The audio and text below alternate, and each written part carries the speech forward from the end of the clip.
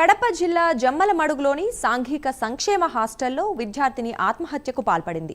కుమార్తె మరణంతో తల్లిదండ్రులు శోకసంద్రంలో మునిగిపోయారు. హాస్టల్ వార్డెన్ ప్రభావతమ్మ నిర్లక్ష్యంతోనే తమ బిడ్డ చనిపోయిందని విద్యార్థిని తల్లి ఆరోపిస్తోంది. విద్యార్థిని జమ్మలమడుగులోని ఓ ప్రైవేట్ కళాశాలలో డిగ్రీ ఫస్ట్ ఇయర్ చదువుతోంది. పోలీసులు కేసు నమోదు చేసుకుని దర్యాప్తు చేస్తున్నారు. మృతికి గల కారణాలపై ఆరా తీస్తున్నారు. శ్రీనివాస కాలేజీలో మా బాబు చదువుకుంటుంది. గవర్నమెంట్ కాలేజీ హాస్టల్లో వదిలిపెట్టినాము. వాళ్ళు సరిగ్గా చూసుకోలేదు. బాబుకు ఇట్లా సాగుబతుకుల్లో ఉంది. మా బాబుకు సరిగ్గా హాస్టల్ మేడం చూసుకోలేదు. దానికి ఏదైనా కానీ చూడాలా. ఆ మేడం ఇప్పటి నుంచి ఉండకూడదు. ఇట్లా ప్రతి ఒక్క పిల్లలకు న్యాయం జరగాలి. ఇది అన్యాయం జరుగుతుంది. ఇంతకుముందు ఒక పాపకు జరిగింది, ఇప్పుడు నెక్స్ట్ నా పాపకు జరిగింది. నా పాప సాగుబతుకుల్లో ఉంది. అది సచ్చుందో బతుకుతుందో తెలీదు. ఆ మేడం మాత్రం ఏది తీసుకోలేదు. ఆ మేడం ఏదైనా కానీ చర్యలు తీసుకోవాలా. వార్డెన్ మేడము ఏం రెస్పాన్స్ కాలే.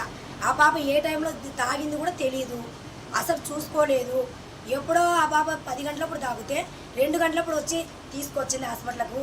అది ఇంతవరకు ఏం జరగలేదు. ఆ పాప చాలా సీరియస్గా ఉంది.